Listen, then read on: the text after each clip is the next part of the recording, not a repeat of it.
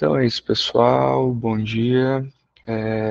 Mais um encontro. Hoje, dia 27/6. Estamos no capítulo 5, item B, o complexo de Édipo e a metáfora paterna. Esse encontro está sendo gravado e estará no YouTube logo, logo. O pessoal do YouTube que estiver assistindo, tiver alguma questão, dúvida, pode enviar mensagens para mim no Instagram, que é lincei.ishi.psi, tá? E se eu puder ajudar, eu respondo. E é isso. Antes de começar, vocês têm alguma questão relacionada ao que a gente já vem trabalhando? Vocês querem voltar a alguma parte do texto? Não? Tá tranquilo? Podemos dar sequência. Então é isso, pessoal. Essa parte do texto é muito interessante aqui, né? O complexo de Édipo e a metáfora paterna. O texto base é de uma questão preliminar e estamos trabalhando o esquema R, tá? Então, como de costume, eu vou ler, né? Então, para estabelecer relações lógicas elementares entre o complexo de Édipo e a metáfora paterna, propõe-se desenvolver a lógica que inscreve o esquema R. Né? Então, dentro da proposta do Alfredo, né, que é entender a estrutura das estruturas clínicas e entender a lógica por trás disso, né, a partir de uma condição de convariância. Então, aqui é importante fazer uma distinção e uma condição fundamental é que não dá para pensar o complexo de Édipo em Lacan sem a lógica da metáfora paterna. Então, em essência, tais relações passam pela rejeição por parte de Lacan dos pressupostos em jogo no complexo de Édipo, tal como o desenvolve Freud. Como ele mesmo destaca, não foi à toa que propôs outra lógica mediante a metáfora paterna, que é a forma pela qual sempre designou as relações entre mãe, pai e criança, e falo ao longo do seu ensino. Então, aqui a gente já vai ter uma distinção, né, que o Alfredo aponta, do complexo de Édipo freudiano, que vão ter três elementos, né, o triângulo de Peano, e aqui o Lacan vai trabalhar com. Opa, saí da página aqui, voltei. Vai trabalhar com pelo menos quatro, né? Aqui tem uma notinha, essa fala está no livro 17. Então, será utilizado um conjunto de citações de Lacan, de uma questão preliminar, que está nos escritos, embora não sejam citadas tal como estão. Trata-se de uma versão, deixa a pessoa entrar, trata-se de uma versão que, acentuando certos temas de interesse, deixa de lado outros. Isso implica muitos riscos, mas também traz vantagens. Esse ponto aqui, o Alfredo traz, é porque, de alguma forma, é uma escolha, né? Uma escolha de leitura, né? Uma via de leitura que ele é fundamental para tentar entender um pouco mais a lógica por trás, assim como, por exemplo, em outros momentos o próprio Alfredo diz, né, olha, a gente vai fazer distinção entre o grande outro e A, que não é uma distinção muito comum entre muitos comentadores, mas que a gente encontra tais citações onde Lacan faz essa distinção e nos ajuda a entender a partir dessa via, né? É... Então, o objetivo é estabelecer a lógica mínima que justifique pelo menos todas as letras do esquema, as posições que elas ocupam e as relações que estabelecem. Então, nesse parágrafo, a gente está dizendo assim, essa escolha por essa leitura tem uma justificativa, que é entender a lógica mínima da relação que existe nas relações entre todas as letras do esquema. Tá? Então, esse percurso de uma questão preliminar ficará circunscrito ao ponto 5 do capítulo, chamado 3 com Freud. Tá? É na divisão do capítulo desse texto, desse escrito. Então, aqui, Lacan diz ali que o esquema L, que é o esquema lambda, a base do esquema R,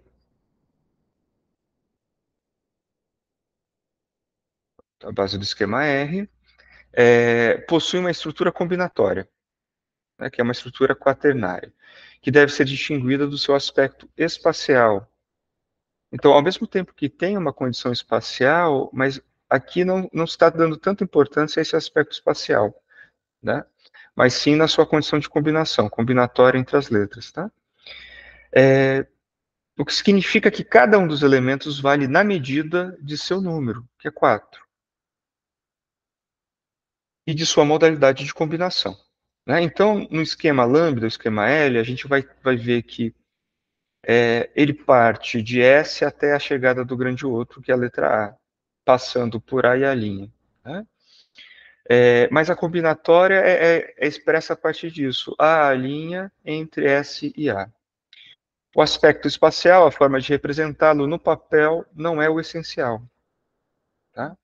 Porque aqui a gente vai tentar localizar, o Alfredo vai tentar trabalhar com a lógica do significante. Ou seja, aquilo onde está o sujeito entre os significantes, né? Então, o esquema passa a ter uma estrutura equivalente a uma topologia quaternária. Seu aspecto espacial não importa, mas sim um sistema de relações lógicas entre as letras colocadas como pontos do espaço. Então, trata-se de uma versão topológica do mesmo. Eu acho que vocês vão ver daqui a pouco, acho que, né, de alguma forma, quem já acompanha o trabalho da, dessa, dessa estrutura lógica, né, desde o modelo óptico até o esquema I, a gente vai vendo que houve acréscimos e algumas modificações, mas desde o L, Z, são as mesmas letras, no R há acréscimos, e no I há uma distorção topológica e alguns furos, né? Então o esquema é ele mesmo um significante. Acho que esse é um ponto fundamental, tá? Qual o esquema? O L, tá? Ou a combinatória. É um significante, ele está chamando isso aqui de significante. Pois implica uma articulação de letras. E aqui a gente tem uma nota 7, como Lacan indica, ao articular as letras do esquema L com os significantes AMAS, que em francês significa acumulação, massa, nebulosa. Voltando aqui para o 7. Todas as relações aparentemente espaciais passarão a ter um valor exclusivo de combinatória. Ou seja, não há nada que esteja em cima ou embaixo, à direita ou à esquerda, mais longe ou mais perto. Mas sim letras que estão entre uma e outra. Letras que estão em relação de vizinhança direta e outras que têm elementos interpostos entre elas. Isso que é o seu aspecto exclusivo de combinatória, tá?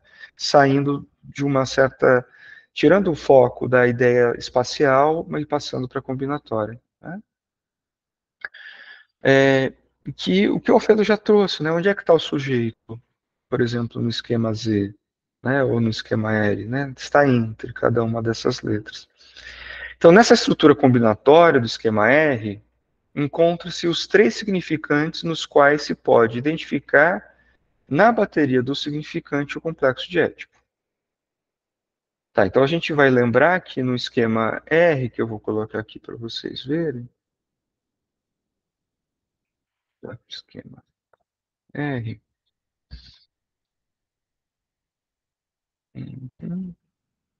tá, deixa eu clicar aqui, que,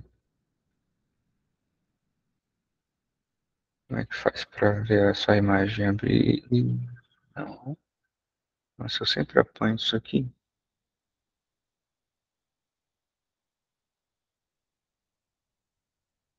Hum.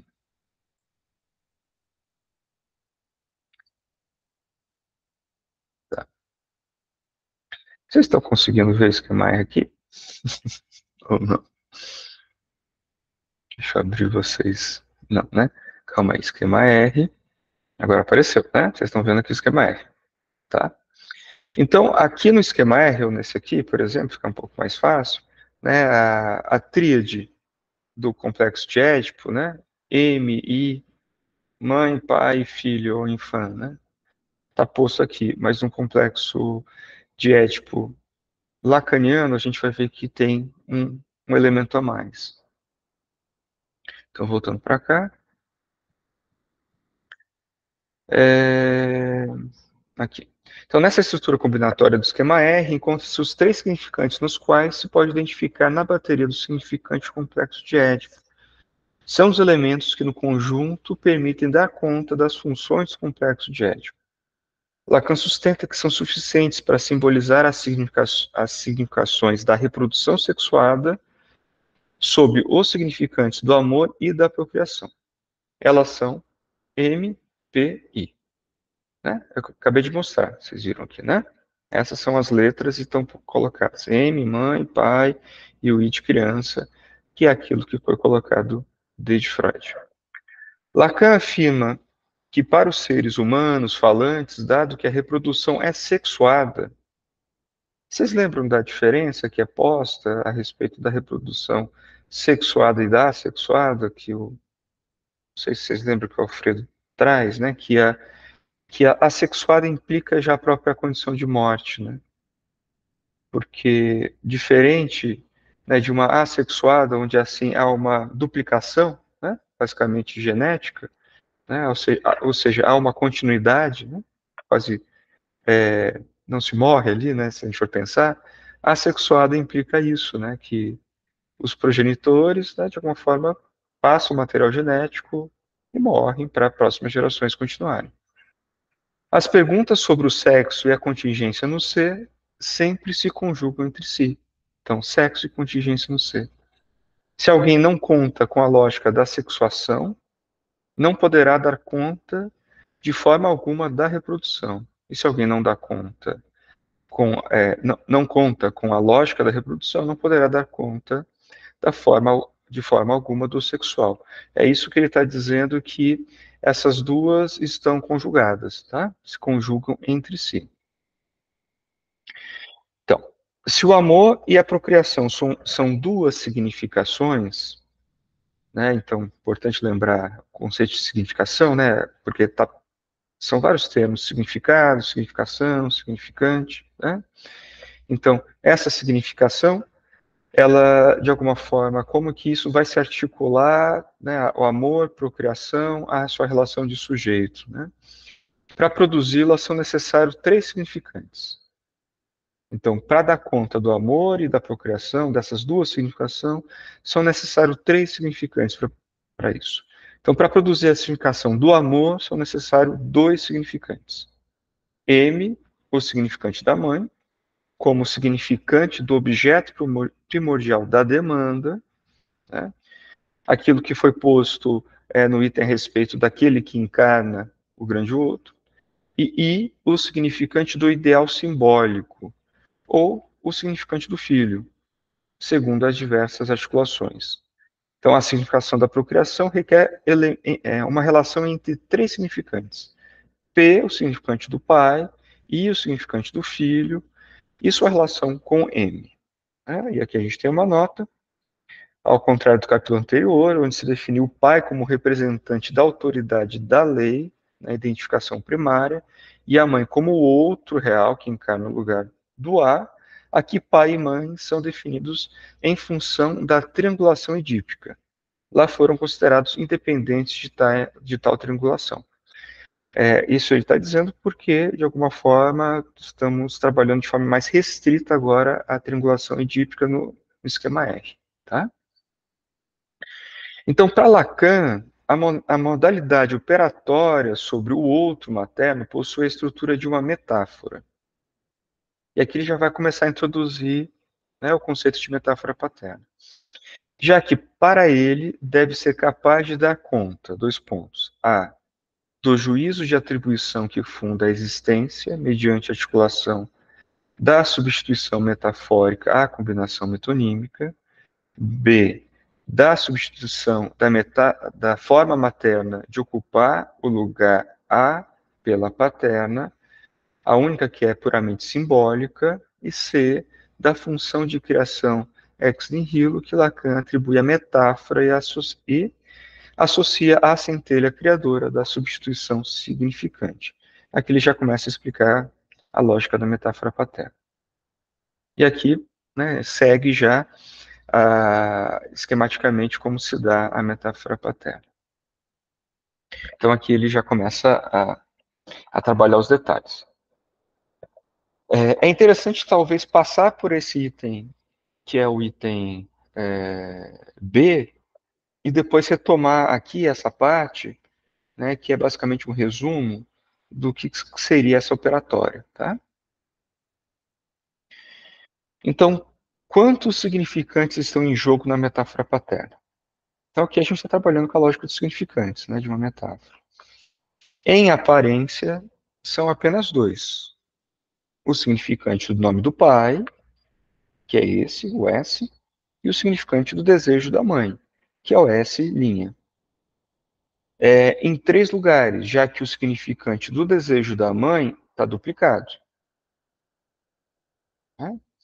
Se aceitarmos que o esquema R inscreve a lógica resultante da metáfora paterna, essas ideias precisam ser corrigidas, pois devem ser três os significantes em jogo. Para confirmar essa afirmação, convém lembrar que a estrutura da metáfora, que justamente aparece publicada nesse escrito de uma questão preliminar, se escreve da seguinte forma. Tá? E aqui a formulação, a gente vai explicar isso aos poucos. Né? Então, porque na metáfora é dito assim, né, a substituição, né, do significante pai pelo significante mãe, o significante desejo da mãe pelo significante do pai, né? Então, nessa forma, se inscreve com o termo S, como o termo S substitui o termo S' na cadeia. Substituição, que na forma é indicada pelo traçado deste último. Né? Em matemática, a gente vai, corta, né? Uma fração. Tal substituição é concebida por Lacan como elisão. E aqui eu fiz uma nota minha, que não é a nota né, minha enquanto tradutor, para ajudar aqui na nossa leitura. Né? Que eu já percebi que muitas pessoas ficam com uma certa confusão a respeito do que se trata elisão. Porque a ideia é que durante a substituição de S por S', há uma elisão de S'. E o que é isso? Né? O que é essa elisão? E aqui ele continua, antes de ler a nota, e não como repressão, como habitualmente se afirma. Porque repressão está dentro da lógica do inconsciente freudiano. E no inconsciente lacaniano, o inconsciente estruturado como uma linguagem, não há algo que é reprimido e passa para o inconsciente. Tá? Então, na nota 9, que eu coloquei aqui, é uma nota grande para tentar explicar, né? Porque ninguém tem obrigação de saber a respeito disso. Então, na psicanálise, especificamente na teoria de Jacques Lacan, elisão refere-se ao processo pelo qual um significante é suprimido ou omitido da cadeia significante. Então, elisão vai ter essa característica de supressão ou omissão, mas sem ser completamente esquecido ou reprimido. Tá? Então, ele não é recalcado. Né? Esse significante elidido continua a exercer influência de maneira implícita, mas não estando presente de forma explícita. Lacan utiliza o termo elisão para descrever a substituição de um significante por outro, na cadeia significante. Então, quando ele está dizendo que o significante desejo da mãe foi elidido, teve uma elisão, ele está dizendo que foi substituído, que é a mesma coisa que o efeito metafórico. A metáfora é uma substituição. Né? No caso da metáfora paterna, por exemplo, o significante do nome do pai substitui o significante do desejo da mãe. No entanto, o desejo da mãe não é completamente eliminado ou reprimido. Ele é elidido, ou seja, ele é suprimido ou omitido. Né? O que significa que permanece subjacente e continua a influenciar a estrutura do sujeito de forma latente. A elisão envolve a omissão de um elemento significante, mantendo sua influência implícita na estrutura psíquica do sujeito, diferenciando-se da repressão, onde o conteúdo é empurrado para o inconsciente e fica inacessível à consciência, que daí seria o inconsciente freudiano. Tá? Então, aqui, obviamente, a gente está trabalhando de forma mais clara a respeito de como que o inconsciente é estruturado como uma linguagem, né? E a... Diga, Alexandre. Oi, Lince, é só uma dúvida. O Alfredo aqui ele só está usando ele só usa o termo repressão mesmo, né? Ele não tem esse, não sei como é que é na Argentina, se ele sofre esses problemas de debates que a gente tem sobre repressão ou se a tradução é recalque ou se ele usa os dois como sinônimos. Não, no livro está repressão, tá bem? Não Sim. sei como é que é o debate lá na Argentina, especificamente, mas ele está usando como repressão. Diga, Laura. Eu pensei que ali na tua nota, que está ótima, se tu só referir na teoria freudiana, né? Uhum. Aí tu já faz tu já dá uma direção ali para a questão do termo repressão, né? Uhum. Sim, sim, dá para melhorar isso. É. Essa notinha que eu fiz é bem para esse encontro mesmo, né? Para fazer essa distinção. Porque eu já escutei várias pessoas dizendo da dificuldade de entender o termo elisão. Eu acho que fica um pouco mais claro. E a elisão, a dificuldade de entender a elisão é exatamente pela ambiguação que se faz entre o conceito de inconsciente freudiano e lacaniano. Quando a gente entende que são dois inconscientes muito distintos, né, um estruturado como linguagem e o outro como a lógica, né, da célula, né, onde há um conteúdo um interno, externo, né, daí a gente está falando da topologia de cada um dos autores, né, daí a coisa fica confusa nessa ambiguação. Mas é isso. Alexandre, você queria comentar mais alguma coisa a respeito disso? Então, vou continuar aqui. Aqui, tá. Então, aqui, né? Então, na doutrina lacaniana, assim como na de Freud, o destino dos elementos substituídos da metáfora paterna do complexo de Édipo, conforme cada um deles, não é a repressão propriamente dita, nem a original. Para Lacan, é a elisão. Para Freud, sepultamento. Tá? Mas para explicar essa substituição, não basta dois significantes, são necessários pelo menos três. Aí que é a lógica da linguagem, né? Para uma metáfora, para a lógica metafórica ter a condição mínima de funcionamento, tá? Porque está se trabalhando também com a metonímia. Então vamos lá. Se o significante do nome do pai se substitui metaforicamente pelo do desejo da mãe, isso quer dizer que o significante do nome do pai substitui o significante desejo da mãe no lugar que este ocupava em uma cadeia significante. Tá? Esse é o primeiro ponto fundamental. É uma substituição dentro de uma lógica de cadeia significante. Essa é a fórmula da metáfora de Lacan. O significante substitui outro no lugar que este último ocupa em uma cadeia significante.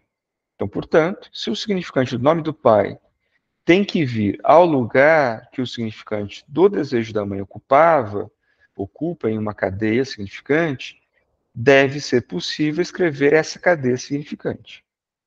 Para escrevê-la, é necessário um significante a mais, aquele que está articulado metonimicamente com o significante do desejo da mãe. Então, sempre um significante está em relação ao outro. Tá? Então, é necessário pelo menos três aqui. Né? Justamente o que a metáfora paterna quer dizer é que, se o nome do pai veio ao lugar que tinha o desejo da mãe, né, ou seja, houve a elisão do desejo da mãe pelo nome do pai, esse lugar é em uma cadeia significante. Tá? Então a gente tem que entender as condições mínimas dessa lógica dessa cadeia. Consequentemente, tem que haver outro significante em conexão metonímica que permita conceber o significante do nome do pai veio substituir o desejo da mãe. E qual que seria esse outro significante? O outro termo é I, o ideal simbólico. Então, o nosso terceiro elemento aqui vai ser I, tá? E aqui esquematicamente colocado, a cadeia significante sem a função da metáfora paterna, então, sem a função da metáfora, é equivalente a isso. Né? Ideal, desejo, não traduzir, esse é o esquema, a gente traduz isso depois, ou desejo da mãe na relação metonímica com outro significante, tá? Que é o ideal. Com a substituição metafórica, né, la substituição por efeito da metáfora paterna produz-se, então, com a substituição, o que acontece? Acontece que esse terceiro elemento ele vai estar em relação com o significante que foi substituído metaforicamente. Então, agora a gente tem ideal, é o I, na relação com o nome do pai, ou o nome do pai em relação ao ideal. Tá? Então, S1, S2, S1, S2, depende. Né? Ficou claro esse ponto? Essa condição necessária, mínima, né? Para que exista a metáfora paterna, ou seja, para que um elemento substitua, um significante substitua outro, para que um seja lidido e outro possa vir a entrar nesse lugar, né? É necessário um terceiro elemento nessa relação, que é na relação metonímica. Então, o desejo da mãe, o significante desejo da mãe que estava em relação a um outro significante, que é o I, o ideal simbólico, metonimicamente, é substituído, metaforicamente, pelo nome do pai, e a partir disso ele se articula na cadeia significante com esse outro significante, que seria o ideal simbólico, I. Tá? Então, é na conexão metonímica, então, por isso que a gente vai falar aqui são dois eixos, né? O eixo da metáfora, que é o eixo quando a gente pega aquele gráfico, né, cartesiano, né? A gente tem um eixo vertical, um eixo horizontal, não é isso? O eixo vertical é o eixo da metáfora, e o eixo horizontal é o eixo da metonímia, né? Então, na metáfora, a gente há uma substituição, tá? Então, é na conexão metonímica, né, no eixo horizontal, ideal e desejo da mãe, que o nome do pai vem substituir. Né, vem substituir o desejo da mãe. E ao se colocar em seu lugar, faz do ideal materno um termo articulado à autoridade do pai, ao nome do pai. Então, a partir disso, se inscreve a lei. Né, opera a lei. Tá? Então, a metáfora paterna determina o sujeito na medida em que o nome do pai substitui os desejos da mãe, em sua relação metonímica, com um termo que representa o próprio sujeito com o ideal simbólico do outro materno completo. Então, o nome do pai só pode funcionar como terceiro elemento. Então, aqui, esquematicamente, a gente está falando que nessa tríade edípica, né, é necessário, então, metonimicamente, a gente está falando que esse ideal simbólico, né, que pode ser representado pela criança, ele vai estar metonimicamente articulado inicialmente ao desejo da mãe. Quando o pai vem na metáfora paterna, né, o nome do pai vem na metáfora paterna, substituir o significante desejo da mãe, e esse é ele dito, o nome do pai se articula metonimicamente ao ideal simbólico, fazendo então, aqui, ó, né, fazendo com que haja uma determinação em relação ao sujeito, né, ou seja, se opera agora com a lei, né, o ideal simbólico. E aqui eu vou parar e perguntar como é que está indo para vocês. Estou tentando ser didático aqui. Está dando para acompanhar a lógica da cadeia? Que é importante entender. Muitas das vezes é difícil pegar aquele esquema da metáfora paterna e falar, cortou, substituiu, temos o produto tal. Mas não se explica tão bem como que funciona esses dois eixos, metáfora e metonímia. Né, e como que é necessário, é sempre necessário um terceiro elemento, para que haja uma metáfora.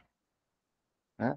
E aqui vai ficando mais claro, porque assim, quando Lacan diz, né, que o inconsciente que ele trabalha é estruturado como uma linguagem, a gente está falando, olha, é nessas condições de metáfora e metonímia. tá? E tentar fazer uma equiparação, uma comparação, ou uma continuidade com o inconsciente freudiano não funciona. Né? Porque a topologia é outra. Né? A lógica estrutural é outra. É por isso que a gente está falando, a gente está tentando entender a estrutura das estruturas clínicas, né? Tá? A lógica das estruturas clínicas. Então, vamos lá. Pode parecer às vezes meio chatinho isso, porque é muito técnico, muito teórico, mas é o fundamento assim, muito importante, que está posto até o seminário 5, 6, e que é a base da característica do estruturalismo da psicanálise lacaniana. Tá? Sem isso é muito difícil entender o que a gente está chamando de inconsciente estruturado como uma linguagem. Então vamos lá, continuemos. E que, assim, né, um adendo, né, que nem mesmo Lacan explica tão bem isso, tá? Se vocês pegarem de uma questão preliminar, isso não é tão claro, tá? Então aqui, são necessários no mínimo 3 significantes, pois com 2 não se pode descrever a metáfora paterna, é impossível. Para que ocorra a substituição metafórica, um terceiro termo deve estar implicado.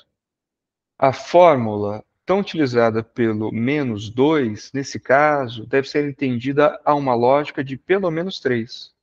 E, na verdade, nunca se poderia explicar um sujeito em particular se não se contasse com uma topologia de quaternário, ou seja, com pelo menos 4. Então, repare que tem pelo menos 2, pelo menos 3, pelo menos 4. Pelo menos 2 para um sujeito, porque está no intervalo entre dois significantes, né? Pelo menos 3 para que a metáfora paterna possa operar, e a gente está falando de pelo menos 4 para pensar a topologia e a estrutura que Lacan trabalha com a linguagem. Tá? Então, eu já escutei várias... mas não eram 2 o mínimo? Vai depender do que você está querendo colocar. Então, para que o que é? Né? O sujeito é aquilo que um significante representa para outro significante, é pelo menos 2. Isso é a condição. Né? Por isso que quando é colocada a condição de que a pergunta sobre a estúpida, né, a inefável estúpida existência, né, porque é impossível dar a resposta, mas a pergunta que é importante é a respeito desse sujeito, né, que vai estar demarcado enquanto sujeito barrado, né, porque todo sujeito, toda significação vai ter essa demarcação fálica, né, significação fálica. Então, por isso que é importante fazer essa distinção. São todos elementos, são todos operatórias fundamentais para a gente entender o que seria essa linguagem, né? Essa estrutura de linguagem que Lacan trabalha, que é muito diferente da linguística, né? Trabalhada nas letras, né? E etc.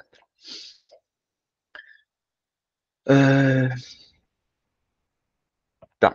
Então, o significante tem uma virtude ideal, significar, mas a lei do não todo, que é colocada, né, em termo como uma tema S de A barrado, né? Então, significação da falta do outro. Então, voltando aqui. Então, o significante tem uma virtude ideal, significar.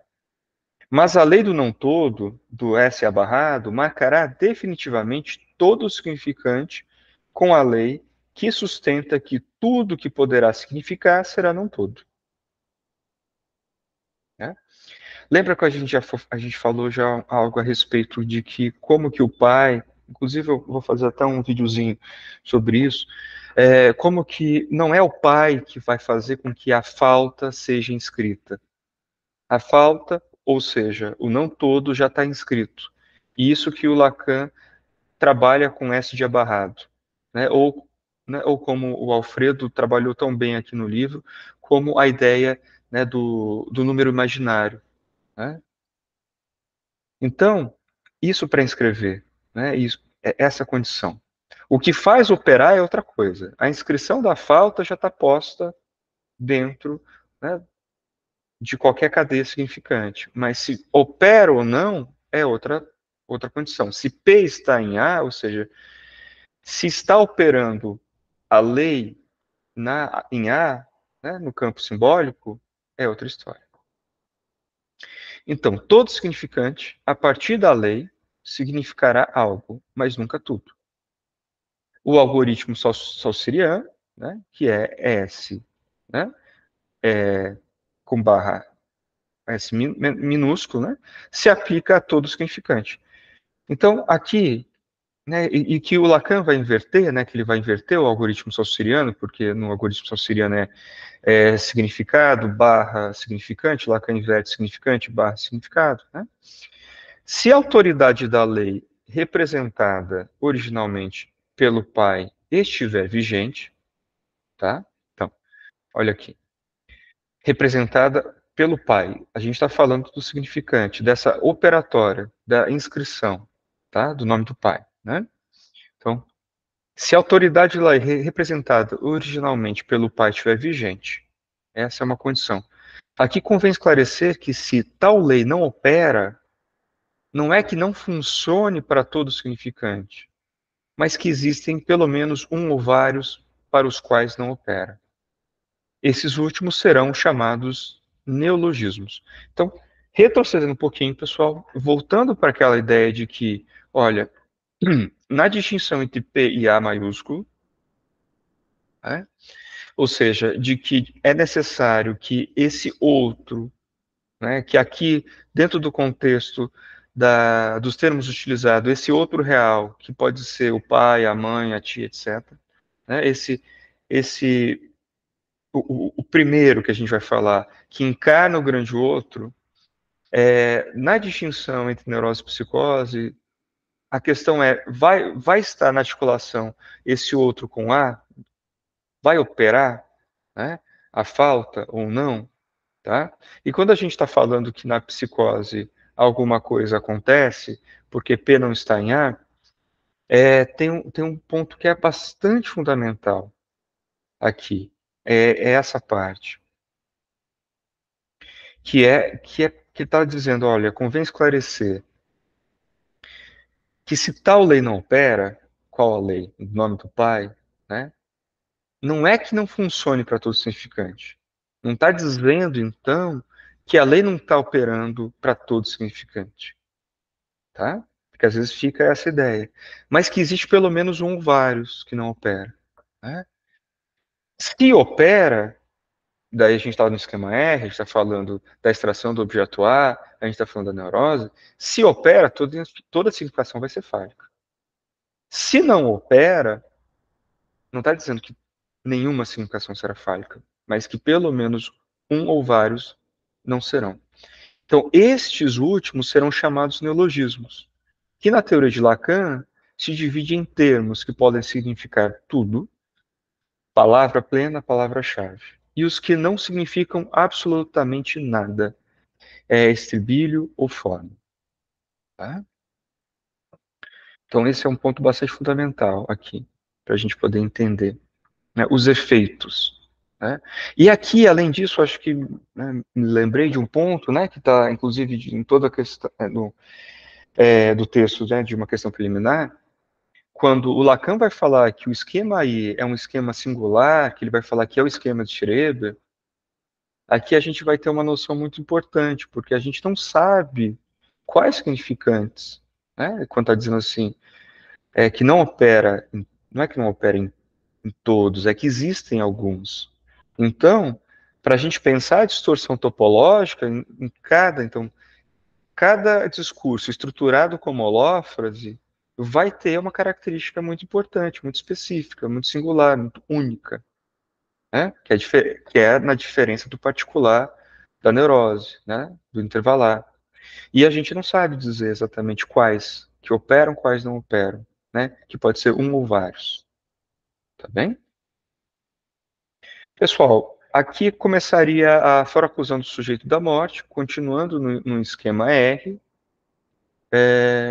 Talvez eu acho que seja mais interessante eu parar por aqui. A gente conclui o item B e na próxima semana a gente dá início ao item C. O que vocês acham? Pode ser assim? E então, aqui né, eu finalizo o item B. Vocês têm alguma questão? Querem que retome algum trecho do item B? Reler alguma coisa? Como é que está isso para vocês, né? Porque trabalhamos, né, o Édipo e a metáfora, né? Como que e trabalhamos assim num ponto bastante específico, né? É do eixo metáfora e metonímia, dos três elementos necessários, quando que a lei opera, quando não opera, nessa substituição. A gente está bem numa condição de lógica, né? De uma estrutura lógica. Ficou mais fácil entender essa substituição metafórica? O que que é uma elisão? Né? Por que que não é? Por que que não se trata de uma repressão, de um recalque? Tainara que geralmente participa. E aí, tá tranquilo? Tá? Assim, eu também queria parar agora no ponto B para revisar alguma coisa, mas está bem mais esclarecido, principalmente a elisão. Eu também não sabia diferenciar, né, muito bem o que que é isso. Muito obrigada pela sua notinha e Imagina. pela tradução. Uhum. Pessoal, então. Lindsay, Quem? eu, Carolina. Carolina. Tá. Essa coisa da elisão, que eu acho complexo, sim, mas eu lembrei, eu não tô lembrando qual é o artigo do Alfredo, que ele dá um exemplo de, tipo, tem um cenário, aí tem um livro aqui. Aí no dia seguinte, o livro não tá aqui. E não é como simplesmente o livro só não estivesse. Supõe que alguém passou e pegou. Né? Então, a falta do livro supõe um sujeito. A falta dessa coisa supõe um sujeito. Né? Acho que. Será que dá para a gente pensar assim, né, na diferença com a repressão, que seria uma espécie de. Pensando aí no inconsciente freudiano, empurrar lá para baixo, e como se aquilo tivesse só sumido. E pensando no inconsciente enquanto estrutura, tirar esse elemento supõe a existência ou passagem de outro. Não sei se estou. Uhum. Sim, eu acho que a gente pode pensar. Eu acho que, né, o Alfredo tem vários exemplos assim, para tentar deixar um pouco mais simples isso, né? Eu acho que às vezes os meus exemplos não são tão simples, porque eu vou muito pela via lógica, mas é porque assim, se a gente for pensar o seguinte, olha, o significante desejo da mãe continua funcionando, continua, ele é um elemento. Quando, por exemplo, o Alfredo vai trabalhar a ideia da lógica de o Big Bang do sujeito, né? Uhum. Ele vai dizer que todos os significantes já estão dados desde sempre. Né? E, então, não tem como desaparecer, sumir, ir lá para o subsolo do inconsciente. Uhum. Né? Ele está lá, mas ele está articulado a outros. Ele continua na cadeia articulado a outros. Né? O que acontece, basicamente, pelo menos assim, pelo que eu entendo, né, da minha leitura, é que quando há essa substituição metafórica, dessa articulação muito fundamental entre esses dois significantes, o ideal simbólico e o desejo da mãe, eles estavam ali articulados. Né?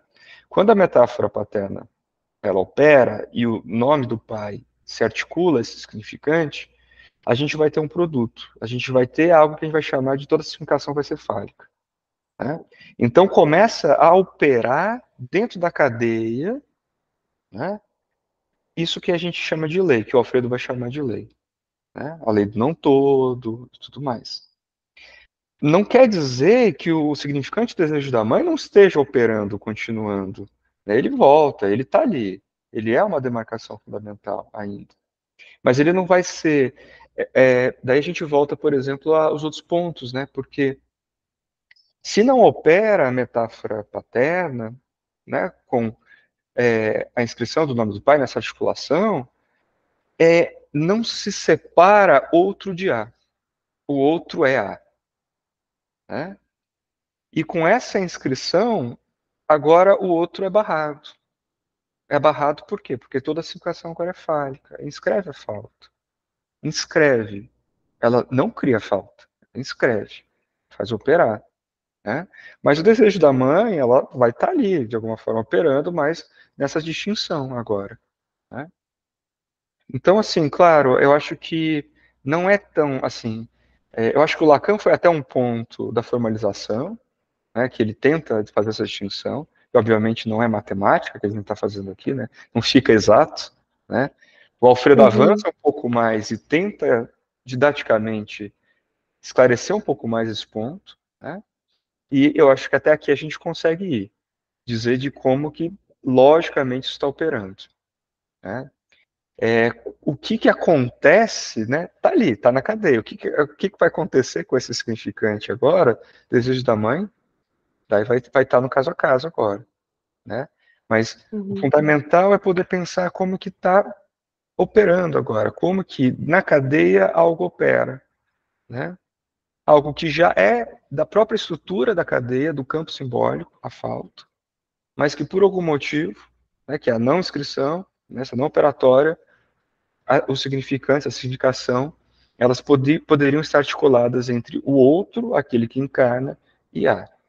Fazendo, então, que agora é o próximo item, tendo, então, quanto risco, a ideia de que, por exemplo, quando a significação é fálica, há fora-acusão do sujeito. Agora, não tem como dizer que o significado e o significante são a mesma coisa. Opera-se isso, né? Enfim, daí vai ter uma relação com a morte, vai ter uma relação com a pergunta sobre a contingência e o sexo, né? E como que depois a gente vai poder pensar os efeitos que a gente de distorção discursiva, né? Por exemplo, no esquema aí, quando isso não opera. Mas ao ponto também que o Alfredo coloca, olha, não quer dizer que daí todos os significantes de um discurso estruturado a partir da holófrase não vão ter relação com a lei. Não se trata exatamente disso. Alguns não vão ter. Né? Enfim, não sei se dá para esclarecer tanto. Acho que Mas quer deixar aí um pouco também, para as coisas irem marinando e a gente isso. podendo entender alguma coisa. Sim, eu acho que dá para tentar o esforço aqui maior é entender a lógica desse nome do pai. Como é que ele entra? Né? Ocorreu uma elisão, desejo da mãe. Tá, e aqui fica um pouco, né? Fica aí, tá, cadê o desejo da mãe? É isso que você está falando, tá? Foi parar onde isso aqui?